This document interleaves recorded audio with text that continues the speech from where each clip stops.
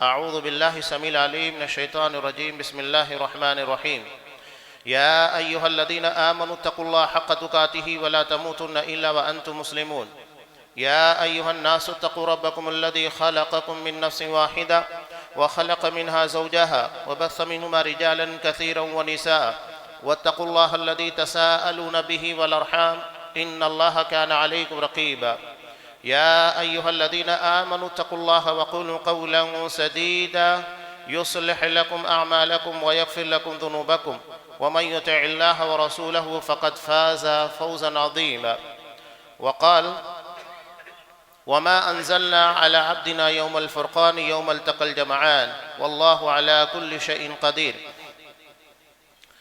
تمام قسم کی تعریفات اللہ رب العالمین وحدہ لا شریک کے لیے لائق و زیبا ہے، جو ساری کائنات کا تنہا خالق و مالک ہے، اور بے شمار درود و سلام ہو اللہ کے آخری نبی جناب کریم محمد رسول اللہ صلی اللہ علیہ وسلم کی ذات مقدسہ پر۔ محترم سامعین، عزیز ماں اور بہنوں، سن 2 ہجری 17 رمضان المبارک یہ اسلامی تاریخ کا ایک عظیم الشان دن ہے۔ قرآن مجید نے جسے یوم الفرقان کہا، یعنی حق اور باطل کے درمیان فرق کر دینے والا دن۔ اسی دن غزوہ بدر پیش آیا، قرآن مجید نے اسی کو یوم الفرقان سے تعبیر کیا۔ تاریخ اسلام کا ایک عظیم واقعہ، آخر قرآن مجید نے اسے یوم الفرقان کیوں کہا؟ حق اور باطل کے درمیان فرق کرنے والا دن۔ اس کی کئی وجوہات ہیں۔ غزوہ بدر یہ اسلام اور کفر کے درمیان لڑی جانے والی سب سے پہلی جنگ تھی۔ مسلمان بے سر و سامانی کے عالم میں تھے، کمزور تھے، تعداد میں اسلحے کے اعتبار سے کفار اور مشرکین کے مقابلے میں بہت کمزور تھے، لیکن اس کے باوجود اللہ تبارک و تعالیٰ نے اہل ایمان کی نصرت کی مدد کی، جس کی بنیاد کے پر وہ یہ جنگ جیت گئے۔ اور یہی سب سے بڑا پیغام ہے، جس کی طرف اللہ کی نصرت اور مدد ہوتی ہے وہی دنیا میں کامیاب ہوں گے، بظاہر انسان کے پاس کتنا ہی کچھ کیوں نہ ہو۔ آج مسلمانوں کے مقابلے کفار اور مشرکین کے بارے میں آپ خود دیکھیے، ان لوگوں کے پاس جنگی ہتھیار زیادہ ہیں، افراد زیادہ ہیں، ہر اعتبار سے قوت اور طاقت ہے، لیکن یہ مسئلہ مسلمانوں کے لیے نہیں ہے۔ علامہ اقبال نے کہا تھا، بازو تیرا توحید کی قوت سے قوی ہے۔ ان بازوؤں میں ذہن و دماغ کے اندر، ہمارے عقیدے میں، ہمارے منہج میں صلابت ہونی چاہیے۔ اگر یہ اصحاب کرام کی طرح ہے تو یقین جانیے کہ اللہ کی مدد بھی ہمارے ساتھ ہے، یقیناً ہم فتح یاب ہوں گے۔ اصل فتح یہی ہے کہ ہم اہل ایمان میں سے ہو، ہمارا ایمان، ہمارا عقیدہ اور ہمارا منہج درست ہو۔ جنگ بدر اس کے پیش آنے کی بڑی وجہ یہ تھی کہ کفار میں سے کچھ لوگوں نے مسلمانوں کے قافلے کے اونٹوں کو بھگا لے گئے، جس کا پیچھا مسلمانوں نے کیا، اونٹ بھی حاصل کیا، اور نبی کریم صلی اللہ علیہ وسلم نے اس بات کی اجازت نہیں دی تھی، لیکن ایک کافر اور مشرک کو مار دیا گیا۔ مشرکین مکہ کو یہ بات بہت زیادہ بری لگی کہ یہ تھوڑے سے نہتے مسلمان آج ہمیں آنکھ دکھانے اور ہمارے خلاف کھڑے ہونے کے کگار پر ہیں۔ اس سے پہلے کہ یہ لوگ اپنی طاقت اور اپنی قوت کو مضبوط کرے، ہم اسے مٹا دیتے ہیں۔ نبی کریم صلی اللہ علیہ وسلم ادھر مکہ کے اندر مسلمانوں کے ساتھ جو ظلم ہوا، ان کی زمین و جائیداد کے پر مشرکین مکہ نے قبضہ کیا، اس کی بھرپائی کے لیے۔ اور یہ بھی معلوم تھا کہ وہ قافلہ جو حضرت ابو سفیان رضی اللہ تعالیٰ عنہ، جو اس وقت مسلمان نہیں تھے، 1000 اونٹوں کے پر مشتمل تھا، اور اس کی دیکھ ریکھ کے لیے صرف 50 آدمی تھے، اور کروڑوں کی مالیت کا قافلہ تھا۔ آپ صلی اللہ علیہ وسلم اس کی تلاش میں نکلے، اس لیے کہ مسلمانوں کی زمین جائیداد ساری چیزوں کے پر مشرکین مکہ نے قبضہ کیا، اور پھر اس قافلے کے مال کو مسلمانوں کے خلاف استعمال کیا جانے والا تھا۔ ہر اعتبار سے مشرکین مکہ نے کوشش کی، یہود سے معاہدہ کیا، اور مسلمانوں کے درمیان رہ رہے منافقوں کا سردار عبداللہ بن ابی، اس سے معاہدہ کیا، لیکن وہ کامیاب نہیں ہو سکا۔ نبی کریم صلی اللہ علیہ وسلم کو جب معلوم ہوا کہ عبداللہ بن ابی یہ منافقوں کا سردار، اس کے ساتھ مشرکین مکہ کے روابط ہیں۔ تب آپ صلی اللہ علیہ وسلم نے اسے سمجھایا۔ جب مشرکین مکہ نے اسے لڑنے کے لیے آمادہ کیا تھا، کہا کیا تم اپنوں سے لڑو گے؟ یہ مدینہ کے اندر رہنے والے مسلمان سب تمہارے رشتہ دار ہیں، کیا تم اپنے بھتیجوں کے، بھانجوں کے، چچا ان لوگوں کے خلاف تلوار استعمال کرو گے؟ آخر وہ ڈر گیا، پیچھے ہٹ گیا، اور اس طرح مشرکین مکہ کا ایک داؤں ناکام ہو گیا۔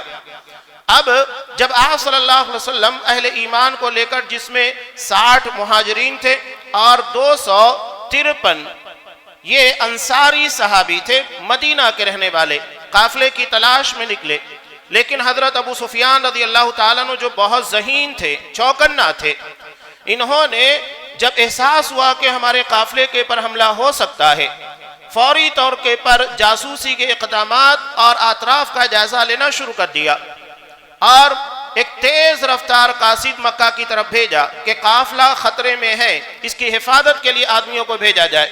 حالانکہ قافلہ بچ نکلا۔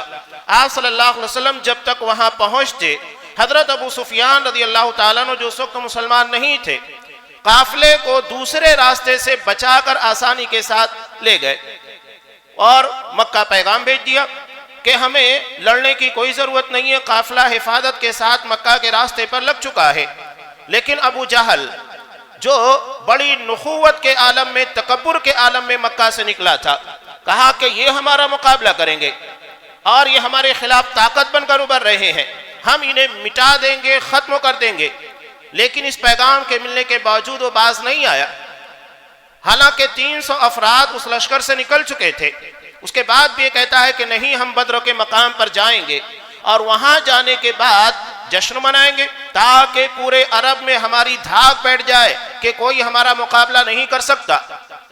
آخر کار جب یہ بات پیش آئی، اچانک لڑنے کی کیفیت، ایک طرف تو یہ تھا کہ قافلے کی امید میں تھے جس میں مال و اسباب ملنے والا تھا، لیکن اب تو یہاں پر جان کو داؤں پر لگانا تھا۔ نبی کریم صلی اللہ علیہ وسلم نے مشورہ کیا، تدبیری امور کے پر مشورہ کرنا چاہیے، اور آپ صلی اللہ علیہ وسلم نے کئی مقامات کے پر جو تدبیری امور، انتظامی امور ہوتے ہیں، وہاں مشورہ کیا۔ جو تعبدی امور ہیں، عبادت کے جو معاملات ہیں، وہاں مشورے نہیں ہیں کہ نماز 5 وقت تو پڑھی جائے کہ 4 وقت، نہیں، یہ طے ہے، نماز کے اوقات طے ہیں، نماز کی کیفیتیں، نماز میں کیا پڑھا جائے، سب طے ہے۔ ان معاملات کے اندر جو کہ تعبدی امور ہیں، مشورے نہیں ہوتے ہیں، مشورے انتظامی امور میں ہے، اور حکم دیا گیا ہے وَشَاوِرْهُمْ فِي الْأَمْرِ کہ آپ ان لوگوں سے معاملات کے اندر مشورہ کرتے رہیے۔ مشورے میں برکت ہے، ہر قسم کی جہاد اور ہر قسم کے معاملات سامنے آ جاتے ہیں اور بہتر رائے کے پر فیصلہ کیا جا سکتا ہے۔ انصار سے نبی کریم صلی اللہ علیہ وسلم کا معاہدہ تھا کہ وہ جس طرح اپنے بچوں کی، اپنی بیوی کی، اپنے مال کی حفاظت کرتے ہیں، وہ نبی کریم صلی اللہ علیہ وسلم کی بھی حفاظت کریں گے۔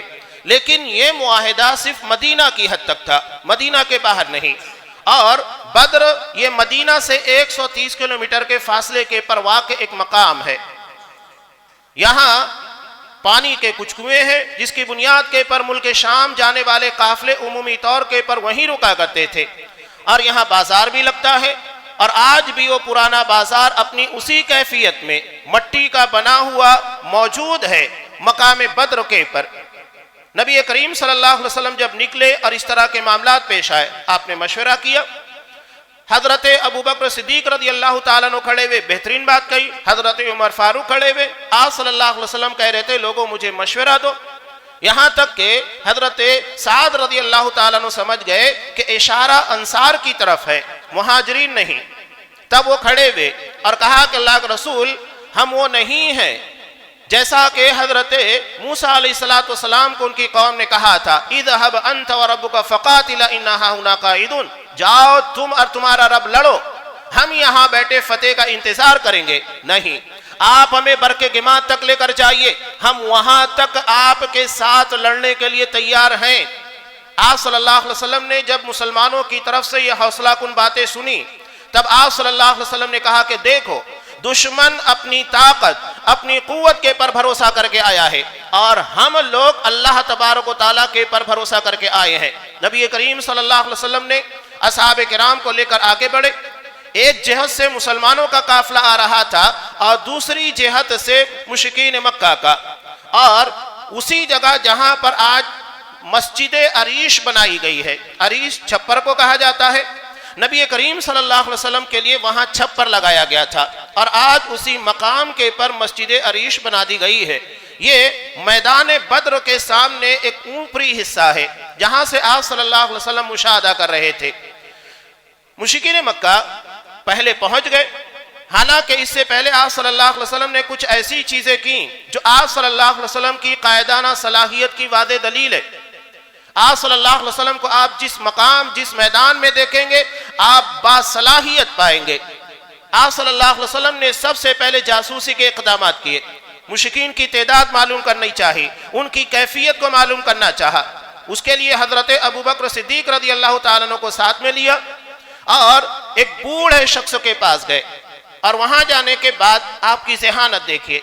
سب سے پہلے آپ صلی اللہ علیہ وسلم نے مسلمانوں کے بارے میں پوچھا تاکہ اسے یہ احساس نہ ہو سکے کہ ہم کدھر کے ہیں۔ چنانچہ اس نے مسلمانوں کے بارے میں بتایا اور کہا کہ اگر بتانے والے نے خبر دینے والے نے صحیح خبر دی ہے تو مسلمان فلاں وقت نکلے ہیں اور اس وقت فلاں جگہ کے پر موجود ہوں گے، اور ایگزیکٹ اسی جگہ کے بارے میں بتایا جہاں مسلمان موجود تھے۔ اور اس کے بعد مشرکین کے بارے میں بھی اس نے ویسے ہی بتایا کہ خبر دینے والے نے اگر صحیح خبر دی ہے تو اس وقت مشرکین مکہ فلاں مقام کے پر موجود ہوں گے۔ اس کے بعد جب اس نے آپ صلی اللہ علیہ وسلم سے پوچھنا چاہا کہ آپ کون ہیں، اس لیے کہ بات ہوئی تھی، جب آپ صلی اللہ علیہ وسلم نے اس سے سوال کیا تو وہ بتایا نہیں، تب آپ نے کہا کہ کام کرو پہلے تم انفارمیشن دو، اس کے بعد ہم انفارمیشن دیتے ہیں۔ کہا کہ ٹھیک ہے، اچھی بات ہے۔ جب اس نے اپنی انفارمیشن دے دی اس کے بعد آپ صلی اللہ علیہ وسلم نے کہا کہ ہم اور تم ایک ہی پانی سے ہیں۔ کہنے کا مقصد یہ تھا کہ ہم سب کے سب آدم علیہ السلام کی اولاد ہیں۔ وہ پوچھتا رہ گیا کہ کیا عراق کے پانی سے ہو، یمن کے پانی سے ہو، کہاں کے پانی سے، یعنی نسل پوچھ رہا تھا۔ آپ صلی اللہ علیہ وسلم وہاں سے نکل گئے۔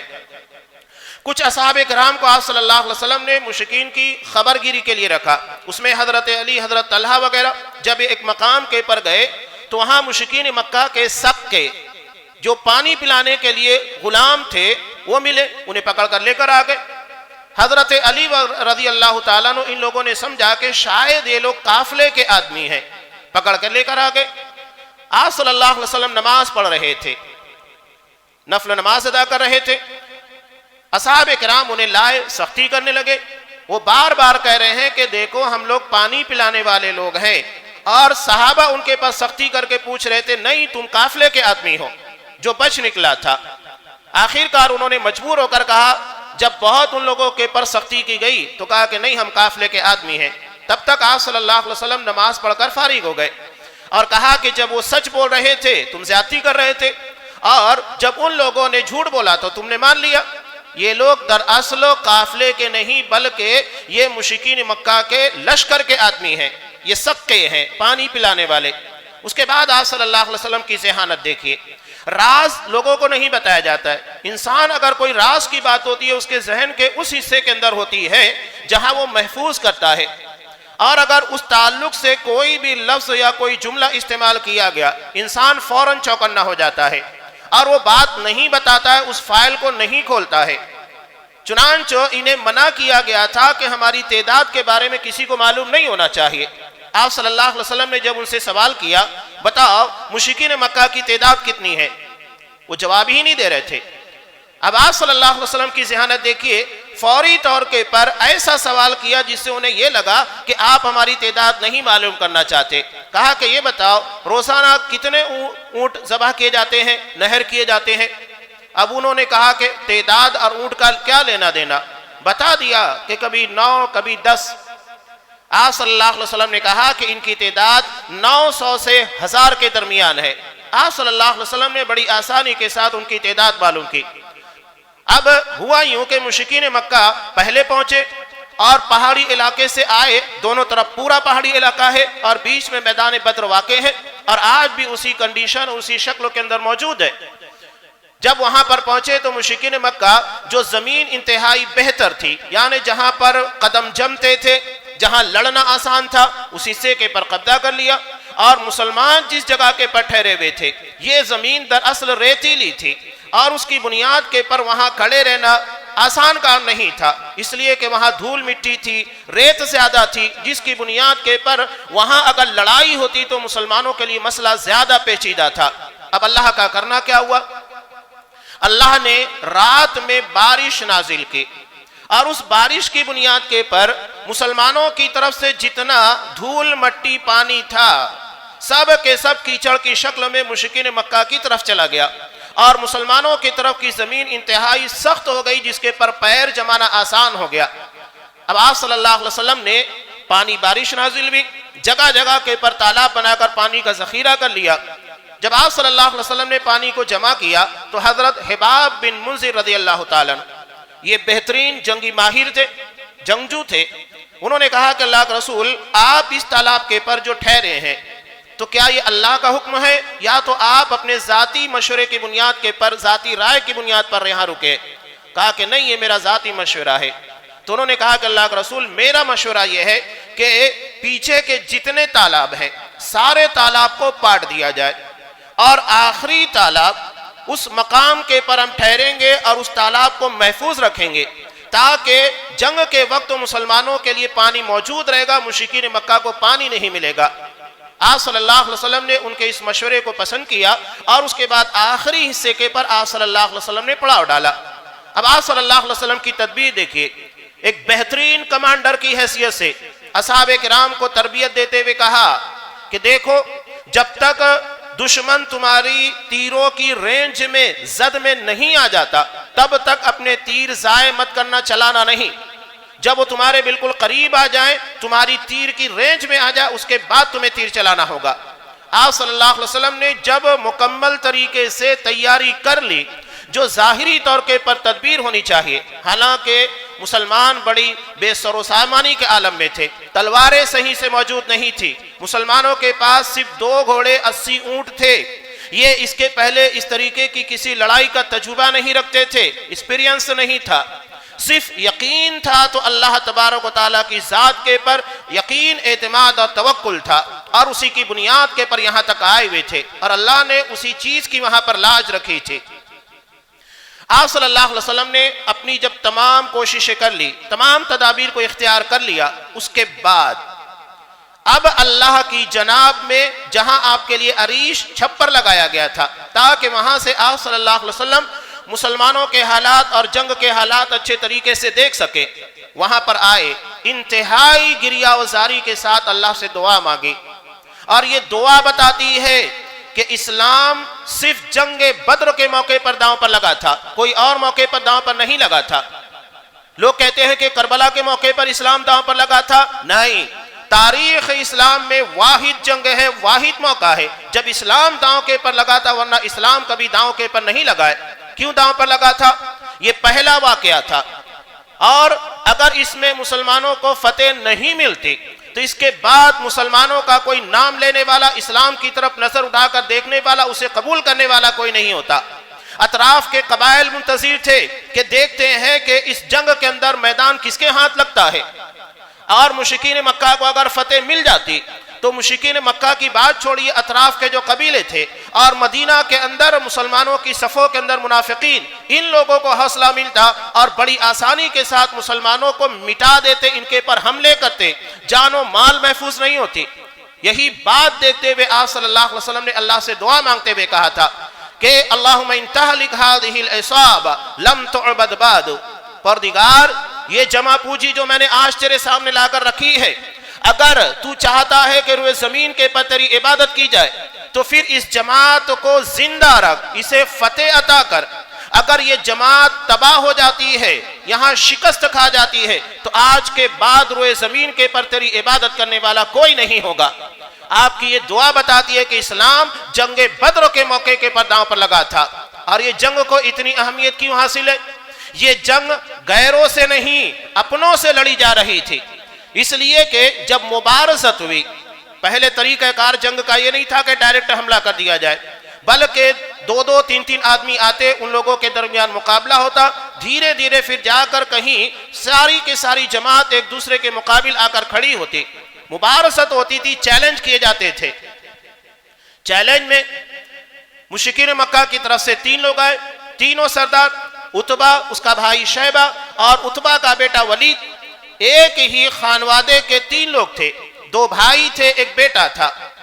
اور ادھر آپ صلی اللہ علیہ وسلم نے انصار میں سے 3 لوگوں کو بھیجا، ان لوگوں نے نام پوچھا تو کہا کہ نہیں، ہم تو اپنے بھائی بھتیجوں سے لڑنے کے لیے آئے ہیں، یہ مشرکین مکہ بتا رہے ہیں۔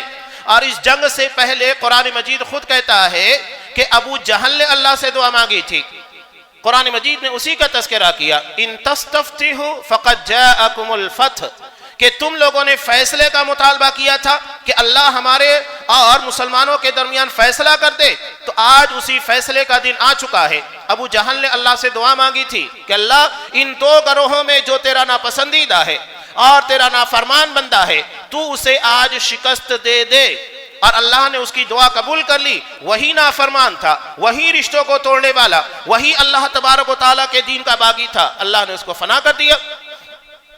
جب مبارزت ہوئی، عتبہ ہے، شیبہ ہے، ولید ہے، یہ تینوں کے تینوں آئے، ان کے مقابلے میں انصار آئے اور اپنا نام بتایا، تو انہوں نے کہا کہ نہیں، ہمیں تم سے کوئی لینا دینا نہیں ہے، ہم تو اپنے بھائی بھتیجوں سے لڑنے کے لیے آئے ہیں، انہیں بھیجو۔ انسان دوسروں سے بہت آسانی سے لڑ لیتا ہے، لیکن جنگ جب اپنوں سے ہوتی ہے، اور کتنی عجیب بات تھی، اس جنگ کی اہمیت 3 ہی واقعات اگر بیان کر دیے جائے تو کافی ہیں۔ اس جنگ میں حضرت ابو عبیدہ بن جراح رضی اللہ تعالیٰ عنہ امین هذه الامہ یہ کہتے ہیں کہ میں جنگ کے موقع پر ایک شخص کو نظر انداز کر رہا تھا، لیکن جس وقت وہ میری تلوار کی زد میں آیا تو میں نے تلوار کو چلانے میں جھجک محسوس نہیں کی، فوری طور پر اس کے پر تلوار چلا کر کام تمام کر دیا۔ کون تھا؟ کسے مارا تھا؟ اپنے سگے باپ کو مارا تھا۔ سوچئے کہ آپ اپنے باپ کے مقابل میں ہیں اور باپ آپ کی نظروں کے سامنے آ جائے تو کیا آپ کے ہاتھوں میں جھجک نہیں محسوس ہوگی؟ یہاں ہم اپنوں کو سوچ کر دیکھ کر چھوڑ دیتے ہیں، یہ میرا بھائی ہے۔ حق اور باطل کا یہی اصل و مارکا ہوتا ہے کہ جہاں رشتوں کو نہیں ایمان کو اہمیت دی جائے، اور اصحاب کرام نے وہی چیز ثابت کی۔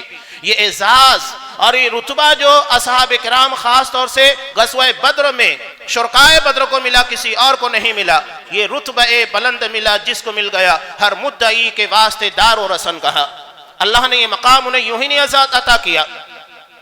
بخاری کی روایت، اللہ کے رسول صلی اللہ علیہ وسلم نے کہا کہ اللہ نے اہل بدر کی طرف جھانک کر دیکھا اور کہا اعملوا ما شئتم قد غفرت لکم، آج کے بعد تم جو کام کرنا ہے کرو، تمہارے کسی عمل کے بارے میں کوئی باز پرسو نہیں ہوگی، میں نے پہلے ہی تمہارے سارے گناہوں کو بخش دیا ہے۔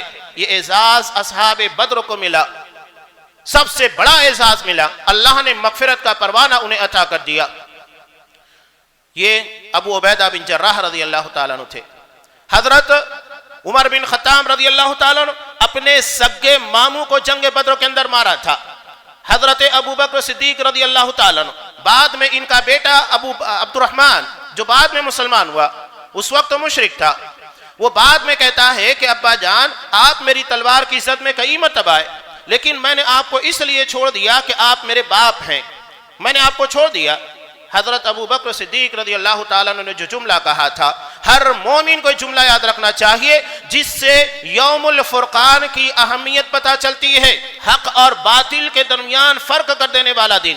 کہا کہ بیٹے تو نے مجھے چھوڑ دیا، لیکن اگر تو میری تلوار کی عزت میں آتا تو میں یہ نہیں دیکھتا کہ تو میرا لخت جگر ہے، میرا بیٹا ہے، اگر تو میری تلوار کی عزت میں آتا مار دیتا، میں نہیں چھوڑتا۔ یہ ہے یوم الفرقان، حق اور باطل کے درمیان فرق کر دینے والا دن۔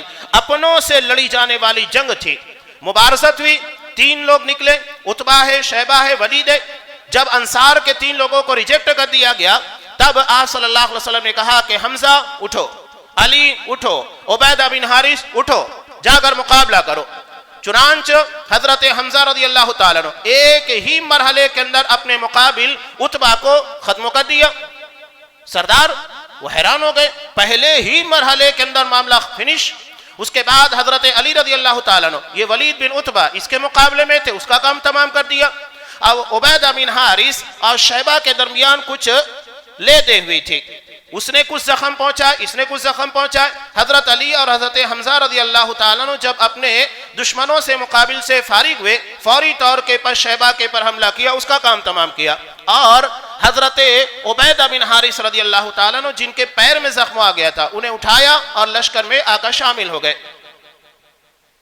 مشرکین مکہ نے دیکھا جب پہلے مرحلے میں ہمارے 3 بڑے بڑے سردار مار دیے گئے، اس کے بعد انہوں نے مزید مبارزت چیلنج نہیں کیا کہ ہمارے 3 آدمی نکلے تمہارے 3، یک بارگی حلہ بول دیا، اور اس کے بعد اللہ تبارک و تعالیٰ نے اس میدان بدر میں اپنی نصرت کا مظاہرہ کیا، فرشتے نازل ہوئے۔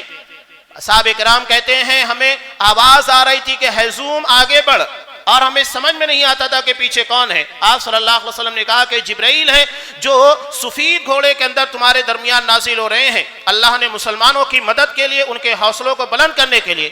مزید ایک عجیب بات قرآن مجید نے جس کا تذکرہ کیا، سورہ انفال جو کہ جنگ بدر کے تناظر میں ہی نازل ہوئی، قرآن مجید کہتا اذ یغشیکم النعاس امنۃ من، جب نیند نے اونگ نے بطور امن کے تمہیں گھیر لیا، تمہارے پر چھا گئی، یعنی عین جنگ کے موقع کے پر مسلمانوں کو اونگ آ رہی تھی، بے فکری کا عالم یہ تھا، خوف نہیں تھا، جبکہ سروں کے پر موت منڈلا رہی تھی، جان لینا ہے یا تو جان دینا ہے، خون ہمارے درمیان بہ رہا ہے، لاشیں بچھی ہوئی ہیں، ایسے عالم میں انہیں اونگ آ رہی تھی۔ یہ اللہ کا بہت بڑا انعام تھا، اور عین جنگ بدر کے موقع کے پر ایک دن پہلے جب اللہ نے بارش نازل کی، اس کا نتیجہ یہ ہوا کہ مسلمان بہت سکون کے ساتھ سوئے، فریش ہو گئے اور آسانی کے ساتھ مقابلہ کیا۔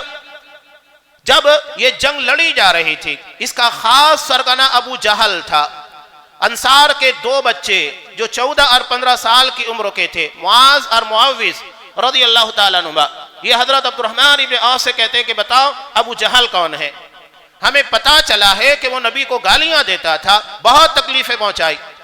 حضرت عبد الرحمن ابن عوف نے کہا کہ بیٹو اگر وہ مل گیا تو کیا کرو گے؟ کہا کہ اس کے بعد دیکھنا ہم کیا کرتے ہیں۔ ان چھوٹے چھوٹے بچوں کے اندر نبی کی محبت اور نبی کو تکلیف دینے والے کے تعلق سے اس قدر دشمنی تھی کہ جو نبی کو تکلیف پہنچائے، نبی کو گالیاں دے۔ یہ 13 14 15 سال کے بچے، ان کے اندر ایمانی کیفیت یہ تھی، حرارت ایسی تھی۔ حضرت عبد الرحمن ابن عوف کہتے ہیں کہ اتنے میں مجھے ابو جہل اپنے اطراف میں لوگوں کے درمیان گھرا ہوا نظر آیا۔ میں نے کہا کہ دیکھو تمہارا شکار سامنے ہے، اور میں نے کہنے کی دیر تھی کہ تھوڑی دیر میں یہ گھسے اور دونوں کے دونوں اس کے پر پل پڑے، اور تھوڑی دیر کے اندر اس کا کام تمام کر دیا۔ نبی کریم صلی اللہ علیہ وسلم کے پاس آئے اور کہا کہ اللہ کے رسول ہم نے آپ کے دشمن کو ختم کر دیا ہے۔ دونوں یہ دعویٰ کر رہے تھے، دونوں کی تلوار کے پر خون لگے ہوئے تھے۔ آپ صلی اللہ علیہ وسلم نے کہا کہ تم دونوں نے اسے مارا ہے۔ اور اخیر مرحلے میں جب یہ جنگ ختم ہوئی، 70 سرداران قریش بڑے بڑے لوگوں کو مارا گیا، مسلمانوں میں سے 14 اصحاب کرام شہید ہوئے۔ آپ صلی اللہ علیہ وسلم نے اخیر میں کہا کہ ذرا کوئی جا کر ابو جہل کی حالت دیکھے۔ حضرت عبداللہ ابن مسعود رضی اللہ تعالیٰ عنہ گئے اور دیکھا کہ اس کی چند سانسیں باقی ہے۔ اس کے بعد سوچئے کہ نخوت کا عالم کیا تھا۔ حضرت عبداللہ ابن مسعود نے اس کے سینے کے پر پیر رکھا تو کہنے لگا کہ بکری کے چرانے والے تو بہت اونچی جگہ چڑھ گیا ہے، مر رہا تھا، نخوت نہیں گئی تھی۔ اس کے بعد کہا کہ آج کس کی فتح ہوئی؟ حضرت عبداللہ ابن مسعود رضی اللہ تعالیٰ عنہ نے کہا کہ اللہ اور اس کے رسول کی فتح ہوئی ہے۔ اس کے بعد اس کے سر کو قلم کر دیا اور نبی کی خدمت میں لا کر پیش کیا۔ آپ صلی اللہ علیہ وسلم نے اس کے سر کو دیکھنے کے بعد کہا تھا فرعون هذه الامہ، یہ میری امت کا فرعون ہے۔ کیوں ایسا کہا؟ فرعون کے تعلق سے قرآن مجید کے اندر سورہ قصص سورہ نمل میں اللہ نے بیان کیا وَجَحَدُوا بِهَا وَاسْتَيْقَنَتْهَا أَنفُسُهُمْ ظُلْمًا وَعُلُوًّا، کہ ان لوگوں نے حضرت موسیٰ علیہ السلام کا جان بوجھ کر انکار کیا۔ جوہد عربی زبان میں کہتے ہیں جان بوجھ کر ساری حقیقتوں کا علم ہونے کے بعد انکار کرنا، اور فرعون نے وہی کام کیا تھا۔ اسے مکمل یقین تھا کہ حضرت موسیٰ علیہ السلام اللہ کے نبی ہے، اس کے بعد بھی وہ اور اس کے ماننے والے حضرت موسیٰ علیہ السلام اور اللہ پر ایمان نہیں لائے۔ یہی معاملہ فرعون هذه الامہ، اس امت کے فرعون یعنی ابو جہل کا تھا۔ ترمذی کے ایک روایت میں ہے جو کہ ضعیف روایت ہے، لیکن آیت سے اس کی تصدیق ہوتی ہے سورہ انعام کی۔ اس بنیاد کے پر حافظ صلاح الدین یوسف رحمہ اللہ نے اس کو بیان کیا ہے، کہا کہ ابو جہل نبی کریم صلی اللہ علیہ وسلم کو کہتا ہے یہ خاندانی رقابتیں بڑی خطرناک ہوتی ہیں، اور یہ چیز اہل عرب میں بہت زیادہ گہری تھی. وہ کہنے لگا، دونوں کے الگ الگ قبیلے تھے، یہ بنو مخزوم کا تھا اور نبی کریم صلی اللہ علیہ وسلم بنو ہاشم کے تھے. وہ کہنے لگا کہ محمد صلی اللہ علیہ وسلم، تمہارے قبیلے والوں نے حجاج کرام کو پانی پلایا، ان کی خدمت انجام دی، ہم نے بھی وہ کام کیا، یہاں تک کہ مقابلہ آرائی میں ہم دو تیز رفتار گھوڑوں کی طرح تھے جو برابر میں دوڑ رہے تھے. اب تم میں کا ایک شخص کھڑا ہوتا ہے اور کہتا ہے کہ میں اللہ کا نبی ہوں، یہ دعویٰ ہم میں کون کرے گا؟ اور اگر کرے گا تو قبول کون کرے گا؟ اور اگر ہم اس کو مان لیتے تو تمہارا گھوڑا آگے نکل جائے گا اور یہ ہمیں گوارا نہیں ہے. یعنی ساری حقیقتوں کا علم تھا. دن میں یہ قرآن مجید سے روکنے والے، رات میں چوری چھپے جا کر نبی سے قرآن سننے والے. اتنا یقین تھا آپ صلی اللہ علیہ وسلم کی نبوت اور صداقت کے پر. قرآن مجید خود کہتا ہے انہم لا یکذبونک، یہ ظالم آپ کا انکار نہیں کرتے ہیں، ولکن الظالمین بآیات اللہ یجحدون، بلکہ یہ ظالم جان بوجھ کر اللہ کی آیتوں کا، قرآن کا، اسلام کا انکار کرتے ہیں. ساری چیزوں کا پتہ ہے. اسی لیے آپ نے کہا کہ یہ اس امت کا فرعون ہے. تو یہ جنگ اپنوں سے لڑی گئی، غیروں سے لڑی نہیں گئی. اور اس کے بعد اللہ کی طرف سے نصرت کے ایسے ایسے مظاہرے ہوئے. ایک صحابی کے پاس تلوار نہیں تھی، آپ صلی اللہ علیہ وسلم نے ایک لکڑی دی اور اس کے بعد اسے فضا میں لہرایا، چمکتی ہوئی تلوار بن گئی اور آخر دم تک وہ تلوار ان کے ساتھ رہی. اسی سے یہ دشمنوں کا مقابلہ کیا کرتے تھے. عجیب و غریب مظاہرے تھے. جب ایک واقعہ پیش کر کے میں اپنی بات کو مکمل کر دیتا ہوں. حضرت مصعب بن عمیر رضی اللہ تعالیٰ جن کے ہاتھوں میں مہاجرین کی طرف سے جھنڈا دیا گیا تھا، کمانڈر تھے، سنبھال رہے تھے معاملات کو. جب قیدیوں کو بنایا گیا، 70 لوگوں کو قید کیا گیا تھا، ان میں حضرت مصعب بن عمیر رضی اللہ تعالیٰ عنہ کا بھائی بھی تھا. جب ایک انصاری صحابی اسے قید کر رہے تھے، تب انہوں نے اس انصاری سے کہا کہ اسے اچھے طریقے سے باندھنا، اس لیے کہ اسے آزاد کرنے کے لیے اس کی ماں تمہیں فدیے کے طور پر بہت دودھ دینے والی اونٹنیاں دے گی. حضرت مصعب بن عمیر رضی اللہ تعالیٰ عنہ کا بھائی ان سے کہنے لگا، مصعب تم میرے بھائی ہو، میرے بارے میں ایسی باتیں کر رہے ہو؟ کہا کہ نہیں، تم میرے بھائی نہیں ہو، یہ انصاری میرا بھائی ہے. یہاں ایمان کے رشتے دیکھے جاتے ہیں، خون کے رشتے نہیں دیکھے جاتے. اسی بنیاد کے پر اسے اتنی فضیلت ہے. جہاں ایمان کے رشتے کو تمام رشتوں کے پر اہمیت دی گئی اور یہی پیغام تمام اہل ایمان کو دیا گیا کہ ایمان کا رشتہ دنیا کے تمام رشتوں سے بڑھ کر ہے. اور شاعر اسی کے بارے میں کہتا ہے کہ فضائے بدر پیدا کر فرشتے تیری نصرت کو، اتر سکتے ہیں گردوں سے قطار در قطار. اب بھی اللہ تبارک و تعالیٰ اس پیغام کو سمجھنے کی توفیق دے، تمام رشتوں کے پر ایمانی رشتے کو اہمیت دینے کی توفیق عنایت فرما. ہمارے قلب میں، ذہن و دماغ کے اندر وہ ایمان اور وہ حرارت ایمان کی جو کہ اصحاب کرام کے اندر تھی، وہی ایمانی حرارت اور جذبہ ہمارے دل و دماغ کے اندر بھی پیدا فرما. آمین. بارک اللہ لنا ولکم فی القرآن العظیم ونفعنی وإیاکم بالآیات والذکر الحکیم. انہ تعالی جواد کریم ملک برؤوف رحیم.